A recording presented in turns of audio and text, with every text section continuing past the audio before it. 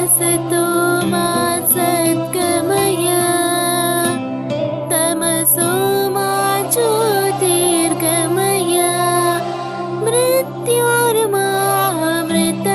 गमय ॐ शान्ति शान्ति शान्ति।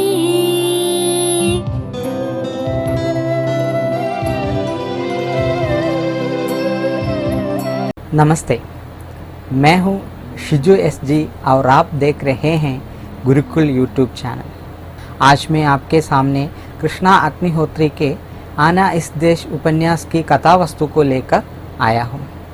एक कथा वस्तु इसलिए चुना हूं कि केरल विश्वविद्यालय के school of distant education BA programme के दूसरे सेमेस्टर के सेकंड लैंग्वेज में यह उपन्यास शामिल है और मैंने इस कथा वस्तु को मलयालम के माध्यम से आपके सामने प्रस्तुत करना चाहता हूँ, क्योंकि इसका ज़्यादातर छात्र जो केरल विश्वविद्यालय में पढ़ते हैं वे केरल के होते हैं, तो उनके लिए एक कथा वस्तु को, ये उपन्यास को मलयालम में प्रस्तुत करना ही ज़्यादा प्रभावी होगा।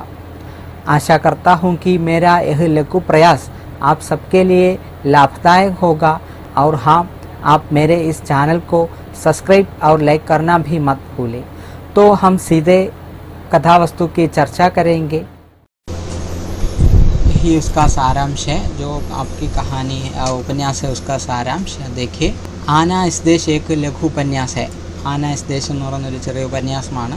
इस उपन्यास की कहानी भारत भाग विभाजन की मानसिकता को लेकर चलती है। ഈ ഉപന്യാസിൻ്റെ ആ ഒരു കഥയെന്ന് പറയുന്നത് ഇന്ത്യ പാകിസ്ഥാൻ വിഭാജനത്തിനുമായി ബന്ധപ്പെട്ടതാണ്।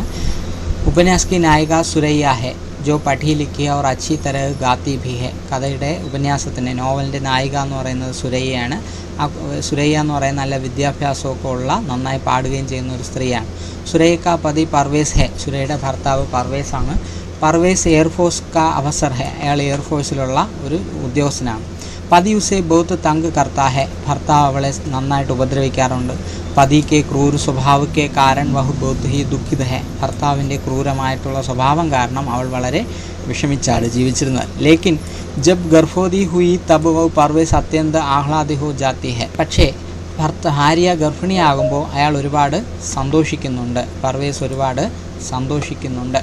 लेकिन पति उससे गर्भ गिराने को कहती है, പക്ഷേ എന്നിരുന്നാലും അയാൾ എന്ത് ചെയ്യുന്നുണ്ട്, അവളോട് ഗർഭം നശിപ്പിച്ച് കളയാൻ പറയുന്നു।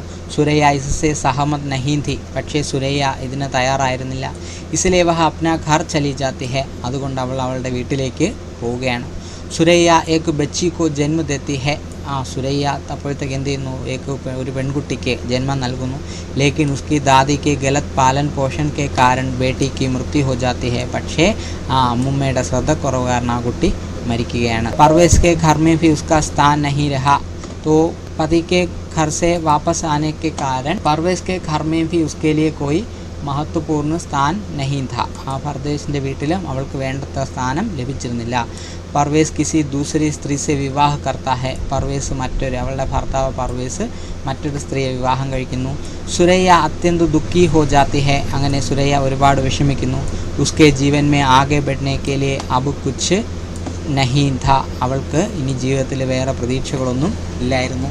സുരയ്യ അബ്ബാജാൻ ഉസ്കി സാരി വേദന സമജ്താ ഹെ, സുരയ്യയുടെ അമ്മയ്ക്ക് അവളുടെ വേദനകളെല്ലാം മനസ്സിലായിരുന്നു। उसकी इस दुखपूर्ण स्थिति, അവളുടെ ഈ ദുഃഖപൂർണ്ണമായിട്ടുള്ള അവസ്ഥ കാരണം उसे मुक्त करने के लिए अब्बाजान उसे दुबई में अपनी खला के पास भेज जाता है। ഈ ഒരു അവസ്ഥയിൽ നിന്നും അവളെ രക്ഷിക്കുന്നതിന് വേണ്ടി ദുബായിലുള്ള ഒരു സഹോദരിയുടെ വീട്ടിലേക്ക് അയക്കുന്നു। उसकी मुलाकात भारतीय प्रवासी डॉक्टर गीत से होती है, അവിടെ വെച്ചാണ് അവൾ ഭാരതത്തിലെ ഒരു ഡോക്ടറായിട്ടുള്ള ഗീതിനെ പരിചയപ്പെടുന്നത്। बाद में दोनों घनिष्ठ मित्र बन जाते हैं, അവിടെ രണ്ടുപേരും ഉറ്റ സുഹൃത്തുക്കളായിത്തീരുന്നു। गीत और उसके पति अर्जुन सुरैया को घर की लड़की की तरह ही मानकर प्यार करते हैं, അവിടെ വീട്ടിലെ ഗീതും അവളുടെ ഭർത്താവായിട്ടുള്ള അർജുനും തങ്ങളുടെ മകളെ പോലെയാണ് എന്ത് ചെയ്യുന്നത്, ഇവിടെ സുരയ്യയെ സ്നേഹിക്കുന്നത്। उसको दुख से दूर रखने के लिए बहुत परिश्रम करता है, അവളെ അവളുടെ വിഷമങ്ങളിൽ നിന്നൊക്കെ അകറ്റി നിർത്തുന്നതിന് വേണ്ടി അവർ ഒരുപാട് പരിശ്രമിക്കുകയും ചെയ്യുന്നു। पार्टियों में वे सुरैया को भी ले जाते हैं ताकि वह उदास न हो. അവൾക്കൊരിക്കലും വിഷമം അനുഭവപ്പെടാതിരിക്കുന്നതിന് വേണ്ടി അവർ പോകുന്ന പാർട്ടികളിലുമൊക്കെ എന്ത് ചെയ്യാറുണ്ട്, സുരയ്യയെ കൂടി കൂട്ടിക്കൊണ്ട് പോകാറുണ്ട്. एक दिन सुरैया गीत को खुद ड्राइविंग करके एक पार्टी में ले जाती है. ഒരു ദിവസം സുരയ്യ ഗീതിനെ സ്വയം ഡ്രൈവ് ചെയ്ത് വണ്ടി ഓടിച്ചുകൊണ്ട് ഒരു പാർട്ടി കൂട്ടിക്കൊണ്ടു പോകുന്നു. തബ് ഗീതിനെ കഹാ കി ഇൻസ്പെക്ടർ പദ് കെ ലിയെ ആവേദൻ പത്ര ഭേജ് ദോ. അപ്പോഴത്തേക്കും ഗീതാണ് അവിടെ വെച്ച് ഉപദേശിക്കുന്നത്, നീ ഇവിടുത്തെ വെഹിക്കിൾ ഇൻസ്പെക്ടർ പോസ്റ്റിന് വേണ്ടി അപേക്ഷിക്കാൻ. ക്യോങ്കി സുരയ്യ അച്ഛി തര ഡ്രൈവ് കർത്തി ഹെ ഔർ ദുബൈ മേ മഹിള ഡ്രൈവർ നഹി ഹെ. കാരണം സുരയ്യയാണെങ്കിലോ നന്നായിട്ട് ഡ്രൈവ് ചെയ്യുന്നുണ്ട്, ദുബൈയിലാണെങ്കിൽ ഒരു വെഹിക്കിൾ ഇൻസ്പെക്ടർ, ലേഡി വെഹിക്കിൾ ഇൻസ്പെക്ടറും ഇല്ല.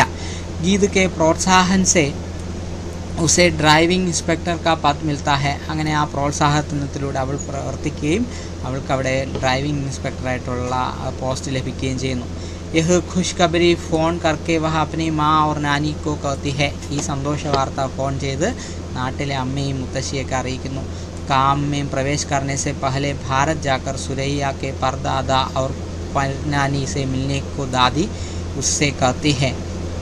അപ്പോഴത്തേക്കും ആ ഫോൺ ചെയ്യുന്ന സമയത്താണ് ഈ സന്തോഷ വാർത്ത കേട്ടിട്ട് അമ്മയും പറയുന്നത്, നീ നിൻ്റെ മുത്തശ്ശിയും മുതുമുത്തശ്ശിയൊക്കെ നാട്ടിൽ ഭാരതത്തിൽ പോയി ഒന്ന് കാണണമെന്ന്. ക്യോങ്കി വഹ് വർഷവും സെ ഉൻകി ദാദി കെ മൻമേ ദബി കാമന ഥി. കാരണം അവരെയൊക്കെ കാണണമെന്ന് പറഞ്ഞത് സുരയ്യയുടെ മുത്തശ്ശിയുടെ വർഷങ്ങളായിട്ടുള്ള നടക്കാത്തൊരാഗ്രഹമാണ്. ഗീതിനെ ഉസേ ഭാരത് മേ രാംപൂർ തക് പहुंचाने का प्रबंध किया. അങ്ങനെ ഗീത് എന്ത് ചെയ്യുന്നു, അവളെ ഈ ഭാരതത്തിലുള്ള രാംപൂർ വരെ എത്തിച്ചു.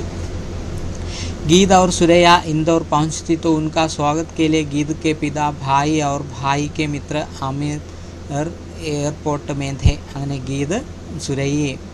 ഗീതും സുരയ്യയും ഭാരതത്തിലെ ഇൻഡോറിലെത്തിയപ്പോൾ അവരെ സ്വീകരിക്കുന്നതിന് വേണ്ടി ഗീതിൻ്റെ അച്ഛനും പിന്നെ സഹോദരൻ്റെ സുഹൃത്തുമായിട്ടുള്ള അബീറാണ് നായകനും എയർപോർട്ടിൽ വന്നിരുന്നു. അബീർ സുരയ്യക്കോ രാംപൂരിലെ ജാത്ത ഹെ. അബീർ സുരയ്യെ രാംപൂരിൽ കൂട്ടിക്കൊണ്ടുപോകുന്നു.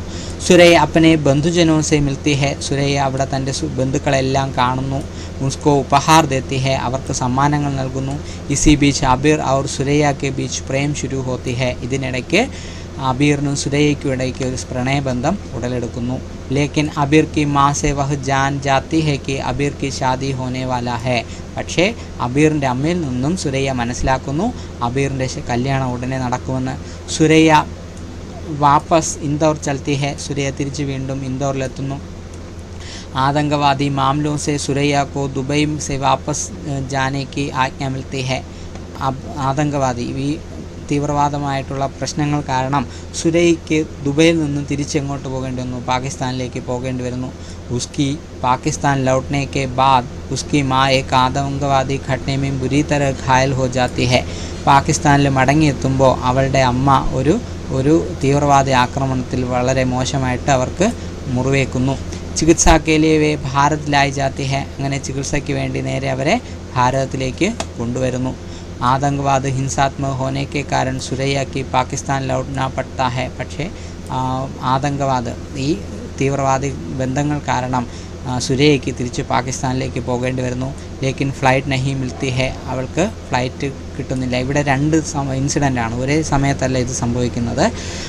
മാക്കോ एक बार अस्पताल ले जाती है, उसके बाद उसके दादी के लाश ले आते हैं, उसके बाद भी वो एक गज़ल गाने के लिए यहाँ आती है. അപ്പോൾ ഇതിൽ ഈ പറയുന്ന ഇൻസിഡൻറ്റ് മൂന്നായിട്ടാണ് നടക്കുന്നത്. അമ്മ ആശുപത്രി കൊണ്ടുവരുന്ന ഒരു ഇൻസിഡൻറ്റ്, മറ്റൊന്ന് മുത്തശ്ശിയുടെ ശവശരീരം കൊണ്ടുവരുന്നത്, മൂന്നാമത് അവർ ഇവിടെ ഗസൽ പാടാൻ വരുമ്പോഴാണ് ഇതൊക്കെ സംഭവിക്കുന്നത്. വഹ് ജോധ്പൂർ ഹോക്കർ ജാത്തി ഹെ. അവിടെ നിന്ന് അവൾ ജോധ്പൂരിലേക്ക് പോകുന്നു.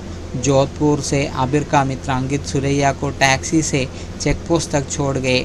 അങ്ങനെ ജോധ്പൂരിൽ നിന്ന് അബീറിൻ്റെ സുഹൃത്തായ അങ്കിതാണ് സുരയ്യയെ ടാക്സിയിൽ എവിടെ കൊണ്ടാക്കുന്നത്, ചെക്ക് പോസ്റ്റ് വരെ കൊണ്ടാക്കുന്നത്. लेकिन पाकिस्तान की सीमा में प्रवेश होते ही अचानक रेत के उठे बबुल के कण वहाँ भी आ पहुँचे. പാകിസ്ഥാനിലെ അതിർത്തി പ്രദേശത്ത് നിൽക്കുമ്പോഴാണ് പെട്ടെന്ന് മണൽക്കാറ്റ് വീശുന്നത്. സുരയ്യ ആംഖെ മൽത്തി രഹി. ആ സമയത്ത് സുരയ്യ കണ്ണ് തിരുമ്പുന്ന സമയത്ത് ബീച്ച് സെ ചഹ് സാത്ത് ഹാത്തോനെ ചക്കട്ട് ലിയ. 5-6 പേര് വന്ന് അവളെ പിടിച്ചുകൊണ്ടു പോകുന്നു. उसके साथ बुरी तरह बलात्कार हुआ. അവളെ അവിടെ ബലാത്കാരം ചെയ്യുന്നു. उसको कई घाव सहने पड़े. അവൾക്ക് ഒരുപാട് മുറിവേൽക്കേണ്ടി വരുന്നു. वह मूर्छित हो गई. അവൾ അബോധാവസ്ഥയിലേക്ക് പോകുന്നു. एक महीने तक सुरैया का कुछ समाचार नहीं मिलने पर अबीर ने सुरैया की दादी से कुशल प्रश्न किया. ഒരു മാസമായിട്ടും ഒരു വിവരവും കിട്ടാതായപ്പോൾ അബീർ എന്ത് ചെയ്തു? അബീർ സുരയ്യയുടെ മുത്തശ്ശിയെ വിളിച്ച് സംസാരിച്ചു. ലേക്കിൻ പത്താ ചലാക്കി സുരയ്യ ഘർ നഹീം പहुंची है. അപ്പോഴാണ് മനസ്സിലായത് സുരയ്യ വീട്ടിലെത്തിയിട്ടില്ലെന്ന്. അബീർ സുരയ്യക്ക് തലാഷ് കർനെ ലഗ. അങ്ങനെ അബീർ സുരയ്യയെ അന്വേഷിച്ച് പുറപ്പെട്ടു. ചെക്ക് പോസ്റ്റ് ജാക്കർ സുരയ്യ के बारे में पूछने पर सैनिकों ने उसे एक पागल स्त्री से मिलाया. അങ്ങനെ ചെക്ക് പോസ്റ്റിൽ വന്ന് സുരയ്യയെക്കുറിച്ച് അന്വേഷിച്ചപ്പോഴാണ് പട്ടാളക്കാർ ഒരു ഭ്രാന്തിയായിട്ടുള്ള സ്ത്രീയെക്കുറിച്ച് പറഞ്ഞത്. വഹ് അബീർ കോ പഹചാന और उसके चरणों पर गिरकर दम तोड़ा. അങ്ങനെ ആ സ്ത്രീ വന്നു. ആ സ്ത്രീ അബീറിനെ തിരിച്ചറിയുകയും അവൻ്റെ കാൽക്കളിൽ വീണ് മരിക്കുകയും ചെയ്തു. ഇത്രയാണ് ഇതിൻ്റെ സമ്മറി. और ये था इस उपन्यास का सारांश. आशा करता हूँ आप सब इस उपन्यास के कथा वस्तु से परिचित हो गए हैं और फिर हम मिलेंगे दूसरे एक विषय के साथ. तब तक के लिए अलविदा. और मैं अलविदा लेता हूँ. शिजू शिवगीत.